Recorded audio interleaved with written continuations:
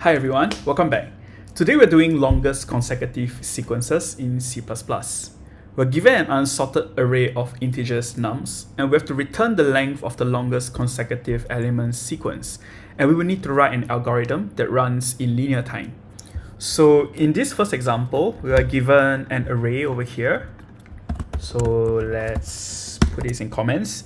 And we have 6 items here. And if we sort them, for the sake of visualization, I'm going to sort them like this. And we can see that in this case, the longest consecutive sequence is 4 because we have 1, 2, 3, and 4 in consecutive order. So this gives us 4. So this is the first test case. Let's look through another test case to reinforce our understanding of the problem. So here we go. So we have about 10 items here, and if we sort them now over here, it'll be 0, 0, 1, 2, 3, 4, 5, 6, 7, 8. Yeah, exactly. So in this case, we have this substring like this list over here that contains 9 consecutive numbers. So we can see that the answer is 9. So FYI, just by sorting the array, we already have a naive solution to this. To be specific, we can see that one solution is to sort it, and we would keep track of the window that contains consecutive numbers thus far. So for the test case, we have 0 to 10 to the power of 5 elements. So it's possible for numbers to be empty in this case. And for the numbers in this case, it's negative 10 to the power of 9 to 10 to the power of 9. So in this case, let's try understanding the different scenarios or test cases we have for this problem. The first scenario is the simplest scenario when nums is empty. So when that is the case, we would just return. I'm pretty curious, what would be the longest consecutive then if nums is 0? If the nums is empty, then return 0. That is pretty much the longest consecutive number. So let's take a look at the second scenario. So for the second scenario, we have, in this case, the numbers are unsorted, so everything goes. But let's just consider the tricky corner cases in this case. So in this case, we might have numbers which contains no consecutive numbers. So it can be something like 0, 10, 0, 2, 4, 6, all the way until 10 to the power of 8, 10 to the power of 8 plus 2, so on and so forth. And it can be very, very long, and the numbers spread across a very large range. So numbers spread across a very large range from negative 10 to the power of 9, negative 10 to the power of 9 to 10 to the power of 9. Or in scenario 3, in this case, we would have nums with consecutive numbers, but the consecutive numbers are very sparse. So maybe we have a consecutive block from 1, 2, 3, 4, 5, and maybe we have a block of so we have no consecutive numbers here, and maybe we might have something like 10 to the power of 8 plus 2 and stuff like that. So a very tricky case where we have multiple blocks of consecutive numbers perhaps. In this case, these are non-consecutive, so it's even trickier. So we need a solution that works across a large range of numbers in nums, and possibly also risking having very sparse consecutive numbers throughout the whole range in nums. So hopefully that is a little clearer for what are the test cases we need to address.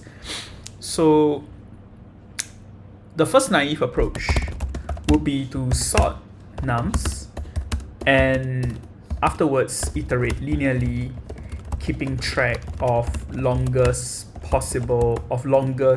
consecutive window thus far. But because we need an algorithm that runs in linear time, this is out. This is n log n, where n is the length of nums. So we need something better. So another possible solution is we can consider having perhaps a very big array, where this map contains 10 to the power of 9 times 2 in space, and this is something like a array, or rather I guess you can call it a vector of size 2 times 10 to the power of 9 in space. So what we will do is we take each number as the index and add it inside this vector. And what we will do is we will iterate this vector to get the longest consecutive sequence.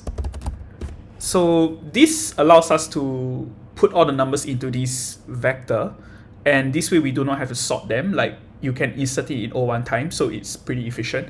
But the drawback is because the space of nums here is so, like the possible numbers here is so great, you end up with a vector that is pretty large in size. So nums is up to 10 to the power of 5. So this is going to be a linear time solution, but rather it's okay, where actually it's ON. We need at least a full iteration across nums to add all numbers into the vector. And we need another OK, where K is 10 to the power of 9. So this is not very efficient either. So we can't really consider that, unfortunately, because we might have test cases where the numbers spread across a very large range. So we can't do that. Another possible solution is we add okay, I guess it's not very clear here, but we take each number as the index inside this vector. So just so you know, we can override, this handles duplicates as well.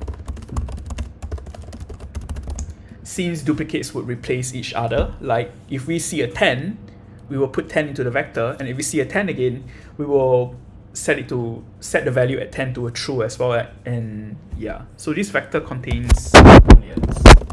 Hopefully that's clearer, that this vector is a vector of booleans. And if it is true, it means that number exists. Otherwise false. In this case, then number doesn't exist. So, but regardless, this solution isn't going to work. So let's think of other better approaches. Another solution that we might have is we can use a hash set. So a hash set of integers, where we will go through every single number in nums and we put it into this hash set. So I guess in this case it's more of an unordered set in C++. But once we have all these numbers in the set, we can iterate through all numbers inside this set. And for each of these numbers, we check if it happens to be the start of a sequence. So to be specific, iterate through all numbers. For each number, check if number minus 1 exists in the set. So if false, this is a possible start of sequence. So, and in the worst case, in this case, we will take ON iterations, where n is the size of nums, to populate the numbers into unordered set. And in the worst case, we might have a case where all the numbers inside nums is consecutive, or rather they are unique. So up to ON, worst case, when nums contains purely consecutive numbers, ON to iterate the unordered set. So But in summary, the worst case time complexity is ON, so this is pretty decent. Of course, like, we sacrifice space, but it's it's a pretty good solution. So let me think. Is there any other better way?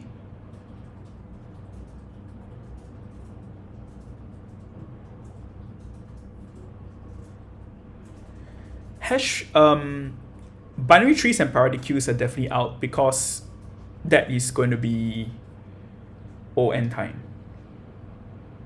I mean, sorry, n log n time at least. So that's not going to work. So I would say this is my best bet. So that's pretty much it. So let's stick to this solution then. So with that, let's start prototyping the solution and let's get started. The first step will be to import unordered set. And now that we have our unordered set, we will define it. So unordered set of integers. Let's call these unique nums. And for integer in nums, we would add this into current num. So, okay, I'm not too sure what's the function signature for adding something into an unordered set. If I'm mistaken, it's insert.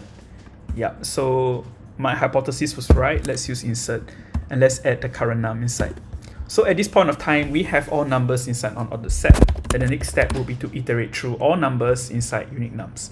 So let's see, iterating unordered set C++. If I'm not mistaken, you can use okay, this is you're iterating through all items inside my set like this, or we can use the iterator as well. So let's use the first one. So in summary, we are iterating through my set using an iterator. So let's carry on with that. So auto current num, in this case, let's set this to be unique nums. So in this case, we have a copy from every single unique num. So let's try this. There might be a way to optimize this further, but for now, let's stick to this. To be specific, I think we can ask for a reference to a variable instead, and this should save time and space in setting every item in unique nums into this copy. But for now, let's just stick to this. And now for each of these numbers, let's check. So if unique nums find current num minus 1 is equals to unique nums.n. In other words, if this number, if there are no, if the number before it doesn't exist, then this is a possible starting point of a consecutive sequence. So once we have this, we can start using this number to check if we have a consecutive sequence over here. So let's define an integer. Let's call this longest consecutive sequence, and let's set this to be equals to 0 for now. Let's also define this as the current consecutive sequence, and this refers to what we have thus far. So if this doesn't exist, then we will set this to be, we will increment this, and we will increment current number as well. So while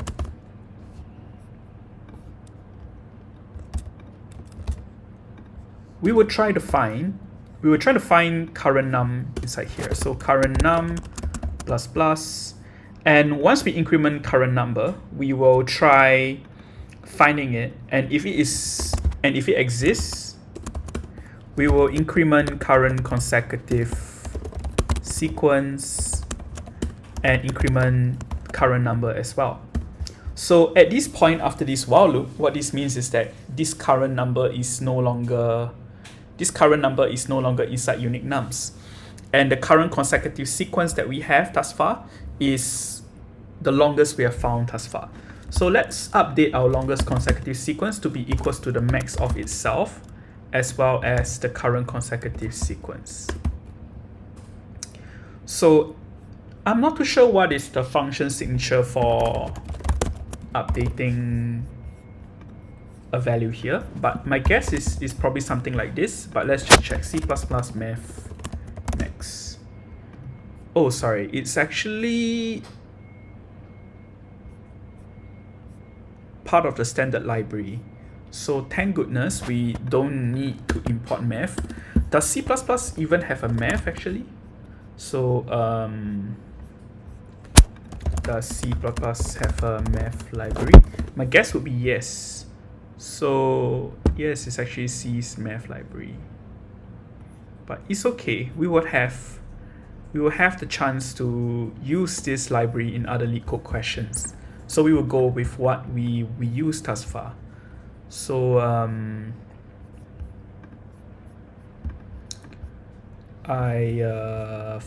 wow, okay, so where is this? How did this come about?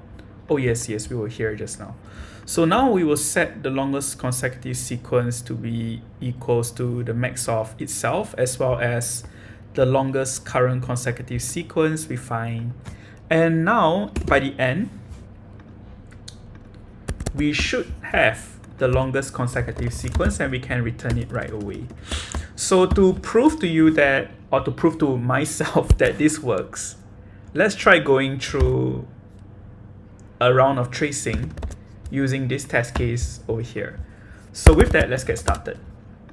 Let's define unique nums over here.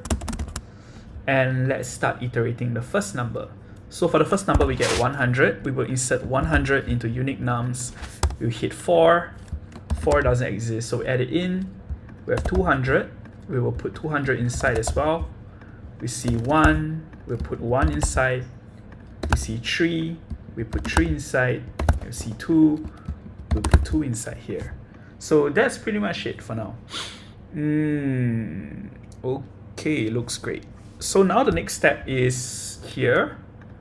This is currently 0. And this is currently 0. At this stage, we have populated our unique nums hash set and we're ready to iterate through every single number over here. The first number is 100 and we check if 99 is inside. So no. So let's see.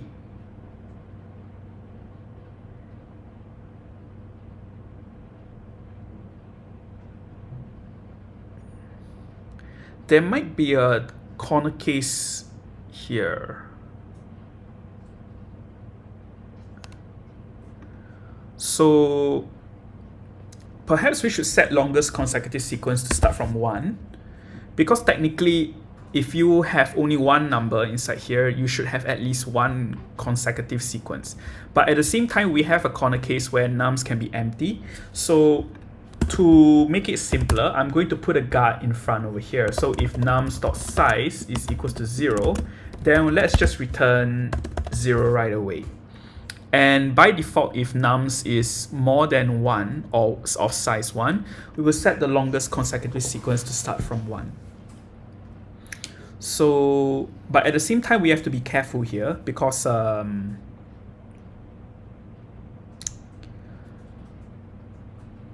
if unique number find 1 equals to n,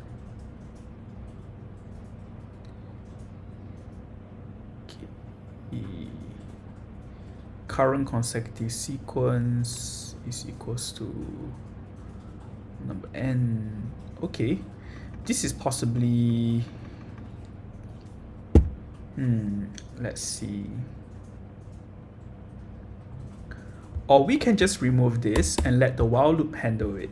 So I was a little worried here because if let's say you encounter one number over here, you're going to increment it right away. So you might prematurely increment this to be 2, and that can be problematic.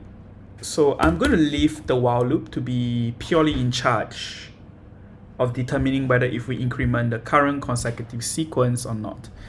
Actually, even with this, we might still prematurely increment it in the first round. So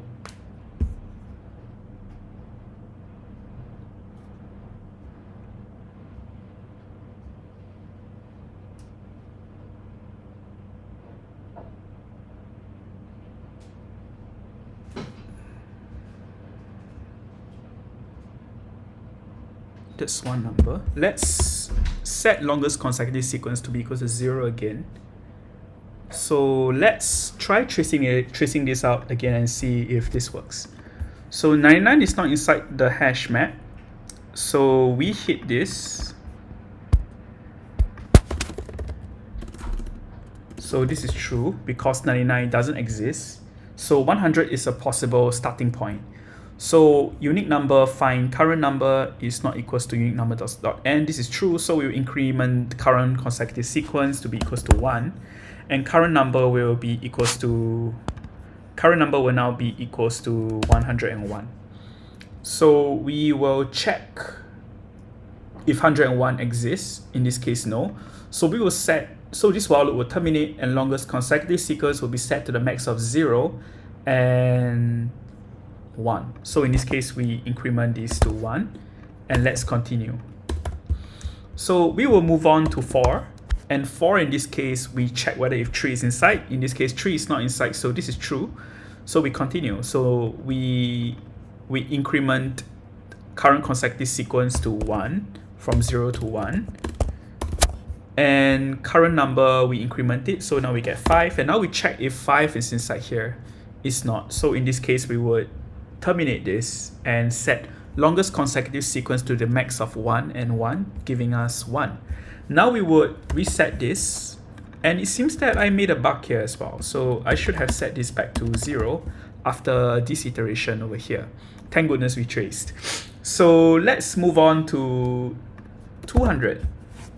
In this case, 199 doesn't exist in this unordered set, so 200 is a possible starting consecutive sequence.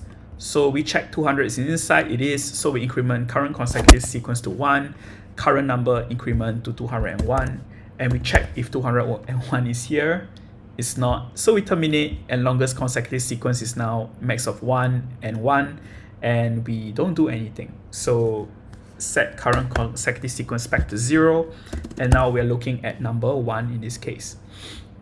So now that we have 1, let's check. So 1 exists, so we increase current consecutive sequence to 1, and we increment current number, giving us 2. We check if 2 is inside. Yes, it is, so we increment it to 2. Now we check, increment our current numbers to 3, and we check if 3 is in the hash set. Yes, it is. Increment it to 3, and finally we increment it to 4. 4 is still inside. We increment current consecutive sequence to 4, and now we increment it to 5, and unfortunately 5 is not in the set, so we'll stop here. Longest consecutive sequence will be set to the max of 1 and 4, giving us 4, and current consecutive sequence is set back to 0. At this point, we will move on to 3, and in this case, 3 is inside, so we increment current consecutive to 1. We check if 4 is inside. It is. We set it to 2, and now we would increment it to 5. 5 doesn't exist, so we would check and set longest consecutive sequence to the max of 2 and 4. It will remain at 4, so we will reset this back to 0. And finally, we are at the final number 2 over here. Now 2 exists inside the hash set, so we increment it to 1. We increment it. 3 is still inside, increment it to 2. Increment it to 4. Current consecutive sequence is now 3. Now we increment it even further. Now we have 5. 5 doesn't exist, so we set longest consecutive sequence to the max of 4 and 3, and it remains at 4, and we return 4 in this case. So looks like this solution works. I was a little worried here because it's a common mistake to accidentally miss some detail here during under pressure or in technical interviews, but I'm glad that we were able to de-risk that chance of making mistakes by tracing it out with a very simple test case. So that sounds good. Let's run. I might still make some mistakes, but hopefully it is. Oh, okay. Oh, yes, of course. I was importing a non-existent library. So to be specific, the math library. And this passed the test cases. Let's submit this. And there we go. We're very lucky. It beats 71.95%, which is pretty decent. Now the smart parrots might ask, okay, so the time complexity is O(n), but how about the space complexity? So to recap, time complexity is O(n) because we spend O(n) time complexity to insert every single number into the hash set. In the worst case scenario as well, let's say you are given nums of 10 to the power of 5 numbers, and each of these numbers is a consecutive number in this whole array. What this means is that you will end up having an ordered set as the same size as nums, which is O(n) space used, and you would spend another O(n) iteration here to populate it, right?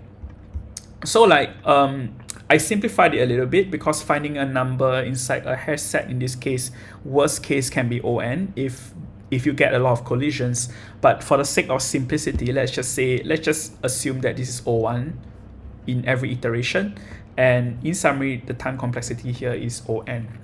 So 2 O(n)s, so that is O(n) in time complexity after removing the coefficients. For the space in this case, as we mentioned it earlier, this hash set here can contain up to O(n) numbers. In the worst case specifically, when we get all consecutive numbers up to 10 to the power of 5. So we will use a lot of space over here. So space is going to be O(n) worst case time complexity. For the other variables, they use constant memory, so that is totally fine. And that's pretty much it for this practice. I hope this was useful. I hope the process of tracing, breaking it out with test cases was helpful to you as well. So that's pretty much it for this practice, and we will see you in the next video.